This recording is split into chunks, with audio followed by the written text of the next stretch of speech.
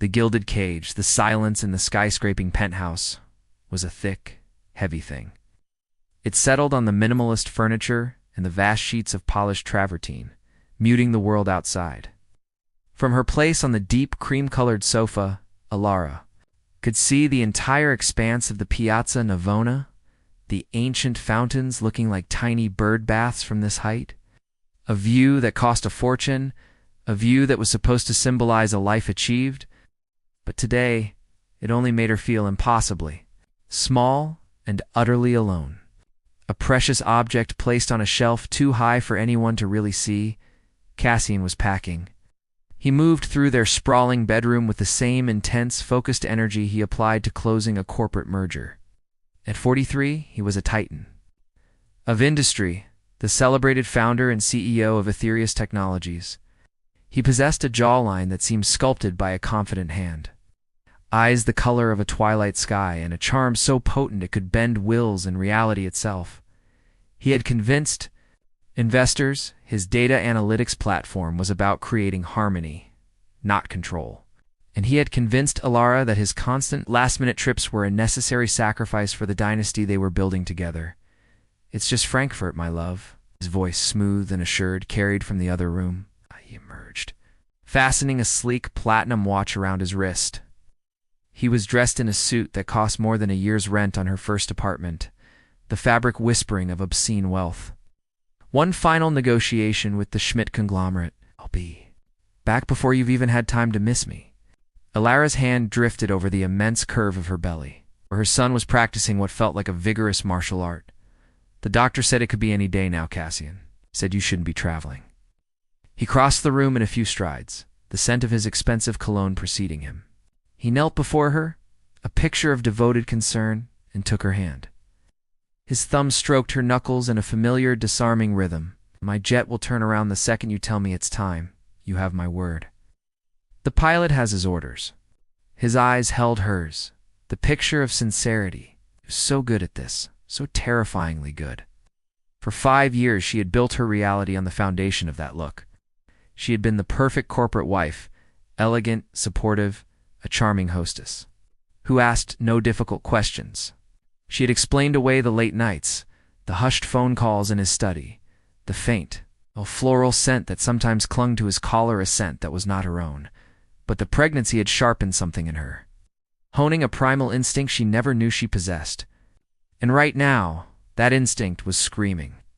"Frankfurt," she said, keeping her voice light, almost airy. "Who are you meeting with again?" Klaus Schmidt? Flicker, so minuscule it would have been invisible a year ago, danced in the stormy blue of his eyes. His gaze held hers a fraction of a second too long. "It's a formality. You know how these things are." He leaned in and kissed her, a dry, brief press of his lips against hers.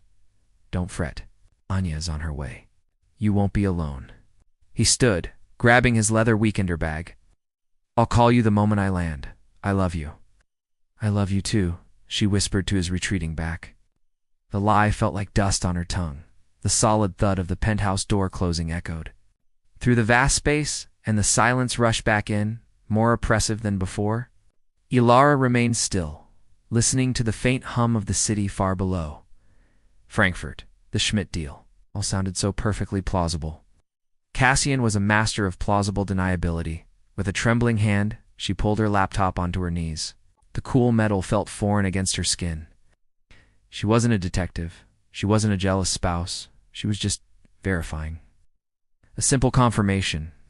Her fingers, clumsy with a dread she refused to name, typed in the name of the charter company Cassian used. Trick her sister, Anya, a journalist, had taught her. A search for tail numbers, a cross-reference with flight plans. An Aetherius' own jet had filed a plan 2 hours ago. Destination, Bora Bora, not Frankfurt. The air left her lungs in a painful, silent rush. Bora Bora.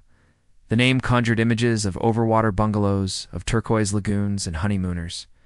It was the absolute antithesis of a gray German financial hub. A sharp, searing pain shot through her lower back, wrapping around her abdomen like a band of white-hot iron. She gasped, her hand flying to her stomach. It was nothing like the practiced contractions she'd grown accustomed to. This was deep, primal, and it stole the breath from her body. making the billion-dollar view swim before her eyes. Another wave followed minutes later, stronger, more insistent. Her water hadn't broken, but she knew. This was it, she fumbled. For her phone, her fingers slick with a cold sweat. Her first desperate instinct was to call Cassian, to scream at him to turn the plane around that their son was coming. But her thumb hovered over his name. He had lied to her so completely, so effortlessly. If she called him now, what would she hear? More lies. He would pretend to be in a boardroom in Germany while the sound of Pacific waves crashed behind him. The betrayal was a pain more acute than the contraction, a cold, jagged shard of ice piercing her heart. Her phone buzzed in her hand. Anya, Alara breathed a shuddering sigh of relief. Hey, just got through security. I'll be up in 2 minutes. Did the Emperor of Deceit get off to his fictional meeting okay? He's gone, Alara said, her voice cracking. Another contraction seized her, and she couldn't suppress a low, guttural moan. Alara, was that? Are you okay? Is it time? I think so, she gasped, tears of pain and fury welling in her eyes. And Anya, he lied.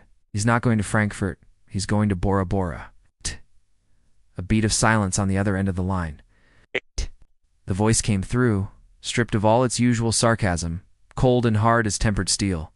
Okay, don't you worry. I'm here. We're going to handle this. First, we're getting you to the hospital to have this baby. She paused, and Alara could almost hear the gears of her sister's fierce mind turning. Then, we are going to burn his entire world down. The sterile, antiseptic air of the hospital room at Centro Sanitario was a stark contrast to the perfumed opulence of the penthouse. Every beep of the fetal monitor was a hammer against Ilara's skull. Every rustle of the nurse's starched uniform a grating intrusion. The contractions were a relentless, crashing tide, each wave cresting higher, pulling her under into a vortex of pure animal agony. And through the pain, a single torturous thought echoed in time with her pounding heart. Bora Bora, Bora Bora, Bora Bora. Anya was a whirlwind of contained fury, a stark sentinel at her bedside. She had taken charge the moment she'd burst into the penthouse, her face pale with a rage that was entirely for her sister. She had packed the go-bag with a soldier's efficiency, her movements sharp and precise. She had guided Alara into the car, her voice a steady, calming force. And now she stood guard, her phone a weapon in her hand, her expression grim. Have you tried calling him again? Lara managed to rasp between gritted teeth, her body tensing. For the next onslaught? 27 times, Anya said, her eyes not leaving her screen. It goes straight to voicemail. This is Cassian Vale. Leave a message. The smugness of his recorded voice is almost as infuriating as he is. She had already sent a volley of text messages, each one more urgent than the last. Alara's in labor. We're at Centro Sanitario. Room 804? Cassian, call me. It's happening. Where are you? Silence. An hour after they'd been admitted, a single text finally blinked onto Anya's screen. It was clearly sent via an in-flight Wi-Fi service, delayed and utterly impersonal. Just, landed, brutal flight. Meetings stacked back to back. Will call when I can. Kisses to Alara. Hope she's comfortable. Anya turned the screen, her jaw a tight line. Hope she's comfortable, she read aloud, her voice dripping with venom. The man has the emotional capacity of a teaspoon. Alara felt a fresh wave of nausea that had nothing to do with childbirth. It was layering lie upon lie. He was in a tropical paradise, pretending to be in a German office building, starting a long day of work. The casual, offhand nature of the deception was what truly shattered her. It was the work of a master, a man who had done this many times before. He was a perfectly engineered machine of deceit. He's with someone, Alara whispered, the certainty of it settling into the marrow of her bones. You don't go to Bora Bora for a secret vacation when your wife is about to give birth. You go with someone. Anya's fingers were a blur across her phone, her brow furrowed and intense. Concentration. As a freelance digital investigator, she possessed a particular set of skills perfectly suited for navigating the murky waters of social media and public records. Who would he go with? She murmured, more to herself than to Alara. Flight log only lists him and the pilots. No other passengers on the manifest. His protege, Alara said, the name catching like a shard of glass in her throat. Sloan Reed. Sloan was 27, with eyes like chips of ice, a cascade of dark hair, and an ambition so palpable it was like a third. Presence in the room, she had joined Aetherius 2 years ago and had rocketed to become Cassian's right hand, his gatekeeper, his shadow. Alara had always felt a deep unease around her, the way she looked at Cassian, a blend of worship and avarice. The way her wardrobe had suddenly blossomed with designer pieces that screamed of an income far beyond an executive assistant's salary, even a generously paid one. When Alara had once hesitantly mentioned it, Cassian had laughed. "I pay her well, Ella. She's the best I have. She needs to look the part." Sloan Reed, Anya repeated, typing the name into a dozen different search bars. Her public Instagram was, of course, a curated gallery of aspiration. She wants to be seen. Anya scrolled through a feed of rooftop cocktails, private gallery openings, and business class lounges. A visual diary of a life she couldn't possibly afford on her own. Then Anya stopped dead. Her breath hitched. "Oh, you've got to be kidding me?" she whispered, the words laced with pure, undiluted hatred. She turned the phone around. It was the most recent post on Sloan's Instagram story, uploaded less than 40 minutes ago. A short, shimmering video clip taken from the edge of a breathtaking infinity pool. The water was a brilliant, impossible blue, and in the background, the iconic, lush green peak of Otemanu rose against a sky bleeding with the colors of a tropical sunset. It was unmistakably, definitively Bora Bora. The camera panned from the stunning view to a pair of champagne flutes perched on the pool's edge, condensation dripping down the glass. Then, for a single, damning second, it dipped down, showing 2 pairs of feet submerged in the water. One pair, with perfectly manicured crimson toenails, was clearly Sloane's. The other, larger, distinctly male, was Cassian's. Alara knew his feet, had massaged them after countless long days, had traced the faint scar on his left ankle with her fingertips during intimate, quiet moments, but it was the caption that delivered the final fatal blow. A single word, dripping with intimate, triumphant complacency, escaped the air, and the hospital room turned to ice. Alara stared at the screen, the image of her husband's feet entwined with his assistants in a Bora Bora paradise. While she lay broken and straining in a hospital bed, an ocean away, the digital proof crashed into her physical reality. And the betrayal was no longer a suspicion. It was a blatant, undeniable fact. A sound escaped her lips, a raw, wounded thing that was part sob, part roar of pure rage. "That," Alara choked out, batting the phone away as if it had burned her.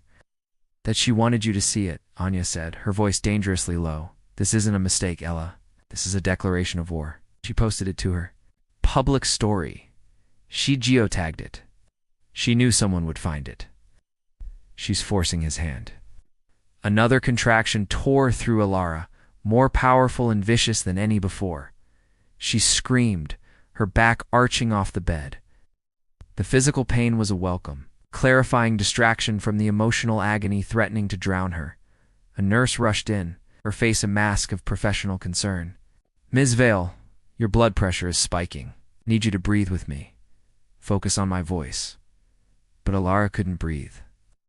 She was suffocating under the weight of it. All the years of lies, the willful ignorance, the image of those 2 pairs. A feet in the water, a perfect gilded cage hadn't just been a prison. It had been a stage, and she had been the fool playing the happy wife. Anya grabbed her hand, her grip fierce and anchoring. "Listen to me, Ella. Forget him. He doesn't exist right now. It's you and your son. It's all that matters. You are going to get through this, and you are going to be a magnificent mother. And when this is over," she paused, her eyes burning with a protective fire, "we will deal with him, I promise you." Alara looked at her sister, at the absolute, unwavering loyalty there. She squeezed her hand back, a surge of adrenaline piercing through the pain. Anya was right. Cassian had made his choice. He had chosen escape with his mistress over the birth of his own child. Now it was her turn to choose. Get me a lawyer, Anya Elara said through gritted teeth as another monumental contraction began to build. Not just any lawyer. Get me. The best. Get me a shark. Anya's lips curled into a grim, determined smile. I know just the one. Genevieve Thorne. She doesn't just get you a divorce. She gets you vengeance. As the doctor entered the room to announce it was time to push, Elara closed her eyes. She wasn't just pushing to bring her son into the world. She was pushing out the old Elara. The trusting wife, the silent partner. And in her place, a new woman was being born, forged in the fires of betrayal and galvanized by a mother's righteous fury. Cassian Vale had no idea what was coming for him. The Gulfstream G700 cut through the clouds over Rome, the familiar spires and terracotta roofs of the city rising to meet it like an old, complicated friend. Inside, Cassian Vale adjusted his tie, the silk feeling foreign against his sun-warmed skin. He ran a hand through his hair, a practiced gesture of preparation. Beneath the lingering smugness of a perfect vacation, a thread of genuine excitement began to unspool. He was going to be a father. He pictured it, walking into the hospital room, a massive bouquet of white orchids in his arms, full of charming, exasperated stories about the grueling, last-minute negotiations in Oslo. Ella would be tired, emotional. She would forgive him. She always did. He would hold his son for the first time, and this entire messy Bora Bora interlude would be filed away. A secret trophy shared only with Sloane. He had spent 2 hours on the tarmac in Oslo, crafting his alibi, making a series of frantic, backdated calls to associates, his voice a perfect blend of weary executive and eager father-to-be.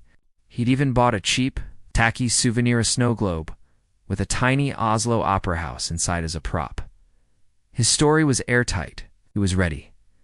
As the jet taxied to a stop in the private charter section of Leonardo da Vinci Airport, he saw a sleek black sedan waiting on the tarmac. Good. His driver was prompt. Everything was proceeding exactly as it should. The cabin door hissed open, and the cool, late-afternoon Roman air washed over him. He took a deep breath, settling into the role of the devoted husband returning from a necessary, tedious business trip.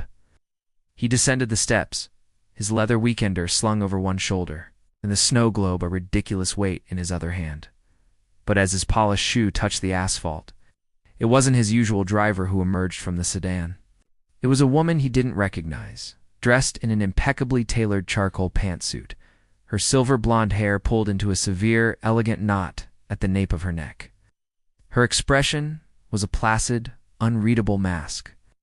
Behind her, two large men with the impassive faces of stone guardians stepped out of the vehicle. Cassian Vale? The woman asked. Her voice was low, calm, and it sliced through the hum of the airport like a scalpel. Yes, Cassian said, his confidence faltering for a heartbeat. He glanced past her, looking for his driver. Who are you? My name is Genevieve Thorne, she said, her cold gray eyes locking onto his. I am your wife's attorney. The words landed not as a sentence, but as a physical impact, knocking the air from his lungs. My wife's attorney? The phrase was nonsensical. Elara need an attorney? An attorney like Genevieve Thorne, a name he knew from the Financial Times and Society pages, synonymous with the most brutal, high-stakes divorces in the country. I don't understand, he stammered, his carefully constructed composure beginning to fissure. I think you do, Mr. Vale, Thorne said, her tone utterly devoid of emotion. She gave a slight, almost imperceptible nod to one of her associates. The man stepped forward and handed Cassian a thick, cream-colored envelope. It felt heavy, final. What is this? Cassian asked, his hand refusing to lift and take it. That is a summons and complaint for divorce, she stated flatly. On the grounds of adultery, extreme cruelty, and dissipation of marital assets. It also contains a temporary restraining order preventing you from accessing, transferring, or dissipating any joint assets, and an injunction barring you from the Via Julia residence. You are not to go home, Mr. Vale. You are not to contact my client in any manner. His mind reeled, scrambling for purchase. Adultery, restraining order. How? It was impossible. He had covered his tracks. Sloane had deleted everything. This is insane, he spluttered, finally finding his voice, a note of desperate bluster entering it. There's been a mistake. My wife just had a baby. Was in Frankfurt, then Oslo, on business. I can prove it. He held up the snow globe as if it were a sacred relic. Genevieve Thorne allowed a thin, cold smile to touch her lips. It did not reach her eyes. Ah, yes, Oslo. And I suppose the layover was for the lutefisk tasting. She took a step closer, her voice dropping so only he could hear. Allow me to save you the trouble of further perjury. We have your jet's flight records to Bora Bora. We have the receipts from the St. Regis Resort charged to an Aetherius subsidiary account as a client development retreat. And we have a rather high-definition screenshot from Ms. Reed's Instagram story, the one with your feet enjoying the escape you chose over the birth of your son. Each word was a precise, surgical strike, systematically dismantling his reality. He felt the blood drain from his face, a cold sweat breaking out on the back of his neck. His eyes, desperate, darted past her, scanning the perimeter of the private tarmac. That's when he saw them. At the edge of the secure area, just beyond the fence line, was a small cluster of photographers. Their long lenses were aimed directly at him like a battery of cannons. Among them he recognized the leering face of a notoriously vicious paparazzo from the city's most treed gossip tabloid. And standing slightly apart, watching the entire scene with an expression of cold, vindictive satisfaction, was Anya. She held up her phone, not to take a picture, but in a mockery of a toast, a tiny, cruel smile on her face, before she turned and walked away. He had not landed in a triumph. He had walked directly into a perfectly executed, humiliating ambush. You can't do this, he whispered, the words sounding hollow and pathetic even to his own ears. Ilara, she wouldn't. Have fundamentally misunderstood the woman you married, Mr. Vale? Thorne interrupted, her voice like ice. You thought she was a decorative piece in your narrative. You were wrong. She is the architect of her own, and you have just been evicted from the blueprint. She turned, her purpose complete, and walked back to the car without a backward glance. One of the large men opened the back door for Cassian, his expression making it clear this was not a request numb. His legs moving on autopilot, Cassian slid into the cool leather interior. The manila envelope felt like it contained stones. He tore it open, his hands shaking so violently the papers rattled. The legal jargon swam before his eyes, but the words were clear enough. Irreconcilable differences, extreme cruelty, adultery attached, were the proofs. Exhibit A. The flight log to Bora Bora. Exhibit B. The hotel invoice. Exhibit C. A crisp color photograph of his and Sloane's feet in the infinity pool. The word escape mocked him from the bottom of the page. The car pulled away, leaving his multi-million-dollar jet on the tarmac behind him, a monument to his own catastrophic stupidity. As they merged onto the highway towards the city, his phone, silenced until now, began to vibrate uncontrollably in his pocket. The screen lit up like a pinball machine. Notifications from the Financial Times, Corriere della Sera, TechCrunch. The headlines were brutal. Tech titan Cassian Vale served divorce papers on tarmac amid cheating scandal. Aetherius CEO in freefall after skipping son's birth for tropical getaway.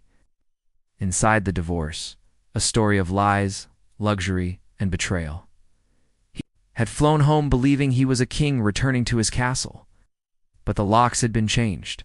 The drawbridge was up, and his kingdom was engulfed in flames. He was not a king. He was just a man, sitting in the back of a stranger's car, holding a cheap snow globe from a city he'd never visited, finally and irrevocably caught. The fallout was immediate and catastrophic. The story fueled by Anya's expertly placed anonymous leaks and Genevieve Thorne's surgical precision, which became a media firestorm that Cassian Vale could not contain. The narrative was too perfect. Too damning. The powerful billionaire, the vulnerable wife in labor, the illicit tropical escape with the young, ambitious assistant. It was a modern-day morality play. Cassian was cast as the irredeemable villain. The Aetherius Board of Directors, a collection of serious-minded individuals whose primary language was profit, not scandal, convened an emergency meeting. The issue wasn't just the personal embarrassment. It was a direct threat to the company's valuation and integrity. Genevieve Thorne had made certain they were aware the Bora Bora trip had been paid for with corporate funds, cleverly disguised as a business development expense. This act of corporate malfeasance, combined with the public relations nightmare, constituted a clear breach of his fiduciary duty. Aetherius stock plummeted 18% in a single day. Before the week was out, under intense pressure, Cassian Vale was forced to resign from the company he had founded, was locked out of his own empire, and was placed on an indefinite leave of absence. Sloane Reed vanished. She was fired from Aetherius via a terse email from HR and named in the divorce proceedings. Her dream of becoming the next Mrs. Vale evaporated into a cloud of public shame and professional ruin. The match she had lit to warm herself by Cassian's fire had instead consumed her entirely. Her social media accounts were deactivated overnight, and she disappeared from the city's glittering circuit. Her 15 minutes of infamy over Tassien, holed up in a suite at the Hotel de la Ville, tried to mount a counteroffense. He hired a team of notoriously aggressive attorneys who attempted to paint Ilara as a vengeful, opportunistic gold digger, capitalizing on a single mistake to enrich herself. The strategy failed spectacularly. Genevieve Thorne was always 3 moves ahead. The battle now hinged on the prenuptial agreement, a document Cassian's own arrogant lawyers had drafted and which he had always believed was ironclad. It guaranteed Ilara a generous but finite settlement, one that would not fundamentally shake the foundations of his wealth. But Thorne had found the loophole. A little-known, almost archaic fidelity clause that his lawyers had included as standard boilerplate, a relic from a bygone era. It stated that in the event of proven adultery that resulted in a public scandal, causing material damage to the family's reputation and standing, the financial limitations of the prenuptial agreement would be rendered null and void. Cassian had signed it a lifetime ago without a second thought, never imagining a scenario where he would be caught so publicly, so flagrantly. It was the ultimate weapon, a Trojan horse built from his own hubris. Facing a protracted, humiliating, and very public trial he was certain to lose, Cassian was forced to settle. The agreement was one of the largest divorce settlements in the country's recent history. Ilara Monroe was no longer a billionaire's wife. She was, in her own right, an exceptionally wealthy woman.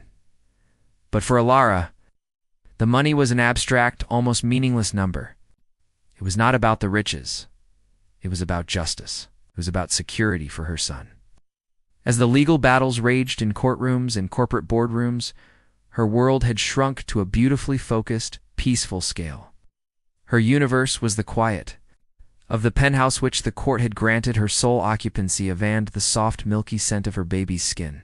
It was the warm, trusting weight of Leo sleeping on her chest, his tiny, perfect fingers curled around her own. She learned the unique rhythm of his needs, the subtle language of his cries. In the quiet solitude of motherhood, she found a deep well of resilience and love that had lain dormant during her years as Cassian's decorative companion. Anya was a constant, joyful presence. A fiercely devoted aunt who delighted in making Leo laugh, his giggles echoing through the rooms that had once been so silent. The penthouse's silence was no longer oppressive. It was peaceful.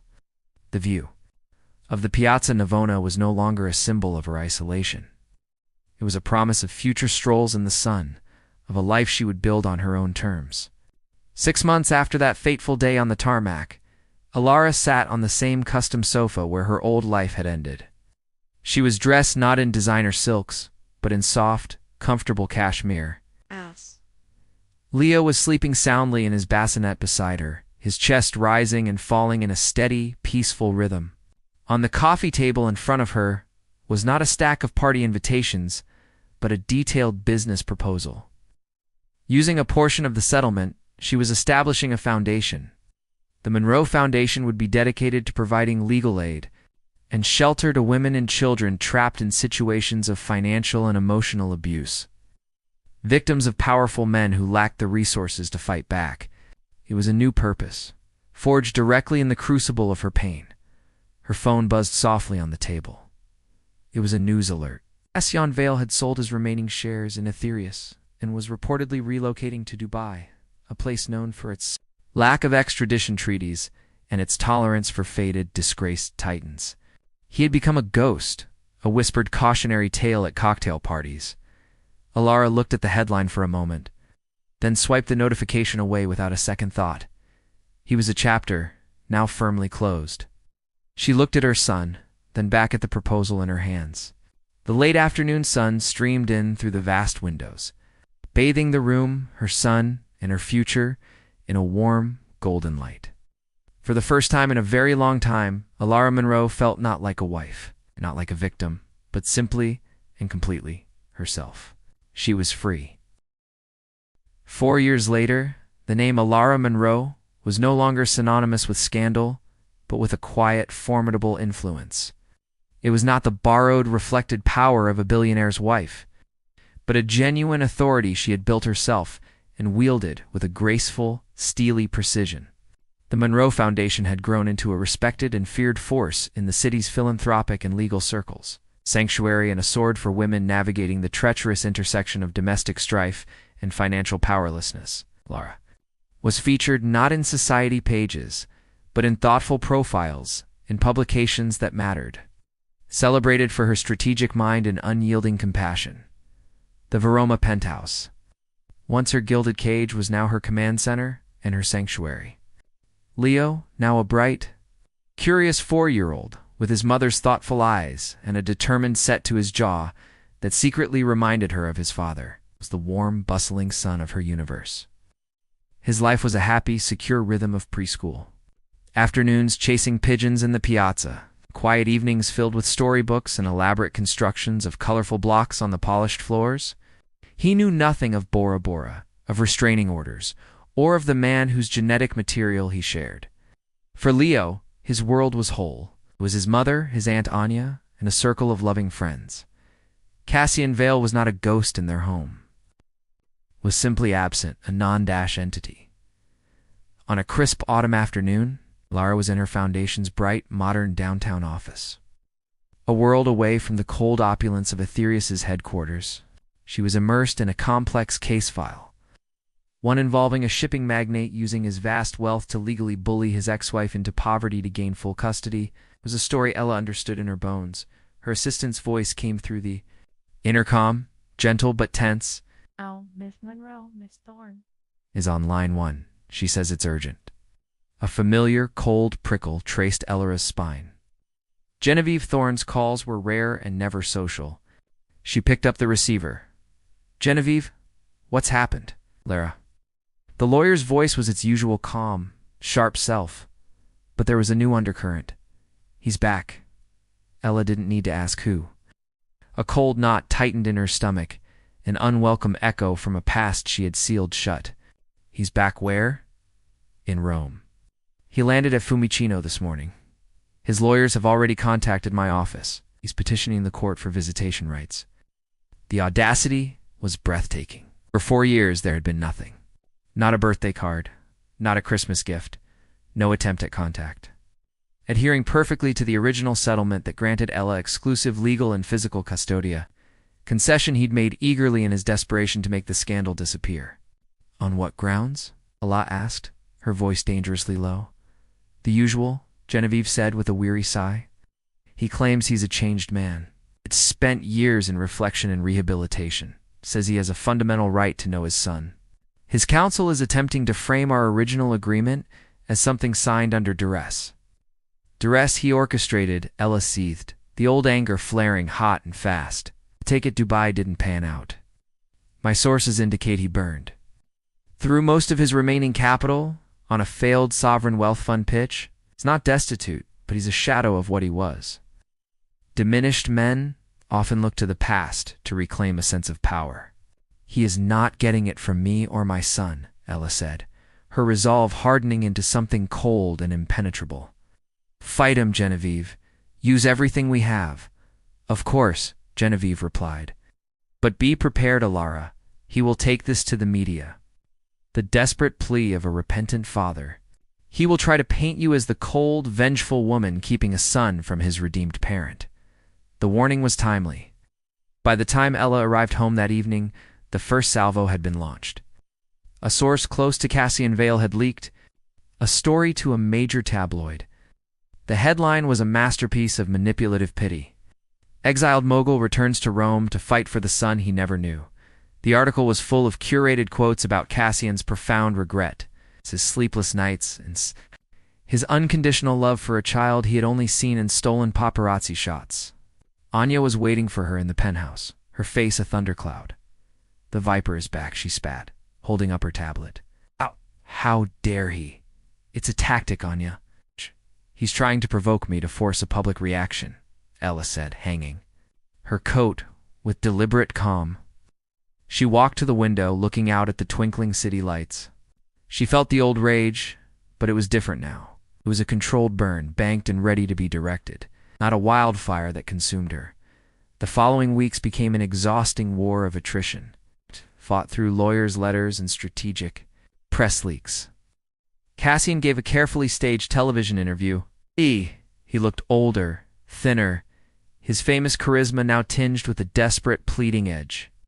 He never attacked Ella directly. Instead, painting her as an understandably wounded woman he prayed would find forgiveness in her heart for their son's sake. It was a brilliant, pathetic performance. Public opinion, ever fickle, began to wobble.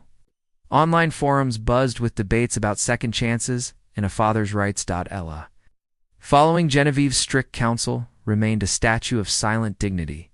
She gave no interviews. She issued no statements. She was photographed taking Leo to the park, her expression one of serene, unshakable motherhood. Her silence was more powerful than any rebuttal. It communicated that Cassian Vale's drama was a distant, insignificant noise. The first hearing was a media circus. Photographers swarmed the courthouse steps. Cassian arrived in a somber, humble suit, the picture of contrite determination. Ella arrived flanked by Genevieve Thorne, her gaze fixed ahead, her expression unreadable. Inside the judge's chambers, the arguments were laid bare. Cassian's lawyers spoke of fundamental paternal bonds and redemption. Genevieve Thorne spoke of a father who had willingly, joyfully abdicated that role the moment he chose a tropical vacation over his son's birth. She detailed for years of absolute silence and zero financial support beyond court-mandated obligations. She painted a picture not of a repentant father, but of a failed businessman, grasping for relevance, using a child as a prop. Then Genevieve played her trump card, a ghost from the past Ella never expected to hear from again. "Your Honor," Genevieve said, "we would like to submit a sworn affidavit from Ms. Sloane Reed." A stunned silence sucked the air from the room. Cassian's face went ashen. Genevieve continued, "Ms. Reed, now residing in Marseille under her married name, has provided a statement detailing how Mr. Vale pressured her into signing a non-disclosure agreement after the divorce, paying her a substantial sum for her silence. More pertinently, it details numerous conversations during their affair in which Mr. Vale referred to his unborn son as a future anchor and a complication. He expressed zero interest in the child beyond the heir he was expected to produce. The trip to Bora Bora, she states, was specifically planned as, and I quote, "one last taste of freedom before the ball and chain arrived." There was never any intention of returning for the birth. She let the devastating words hang in the air. The affidavit systematically eviscerated Cassian's narrative of the grieving, repentant father. It exposed the rot at the core of his character. The judge, a stern woman in her 60s, read the document. Her expression grew colder with each passing second. She looked at Cassian, a long, withering stare. "Mr. Vale," she said, her voice dripping with disdain, "you relinquished your claim to a role in this child's life for years ago. Your sudden, convenient interest feels less like paternal concern and more like a performance. The petition is denied. My advice to you is to return to the life you have built and leave this family in peace." It was over. The gavel fell with finality. Cassian sat utterly still, his face a rigid mask of disbelief and humiliated fury. His gambit had failed. He had underestimated her. He had underestimated them all. As Genevieve led Ella out of the courtroom past the flashing cameras, Ella did not smile, simply held her head high and stepped into her waiting car. Taxi. Pulled away, she saw him emerge, surrounded by shouting reporters, his face finally crumpling into defeat. For a fraction of a second, their eyes met across the chaos. She saw no remorse in his gaze, only the bitter, impotent rage of a man who had lost his kingdom for a second and final time. That night, after putting Leo to bed, Ella poured 2 glasses of wine and joined Anya on the terrace overlooking the illuminated city. To victory, Anya said, raising her glass. And to Sloane Reed, who knew she'd end up being our angel of vengeance. Ella smiled, a genuine, tired smile. People change, Anya. Or maybe they just get tired of living a lie. She sipped her wine, the cool liquid, a soothing balm. He's gone for good this time. What do you think he'll do now? Ilara looked out at the endless sea of lights, at the empire of stone and history that had witnessed her shattering and her rebuilding. It was her city now. I don't know, she said honestly. And for the first time, she meant it. I genuinely don't care. The echoes of Cassian Vale were finally fading, replaced by the sounds of her own life, the gentle hum of her foundation doing its good work. The distant, sleepy sigh from her son's room, and the steady, sure beat of her own heart. Her rise was complete. She was irrevocably home,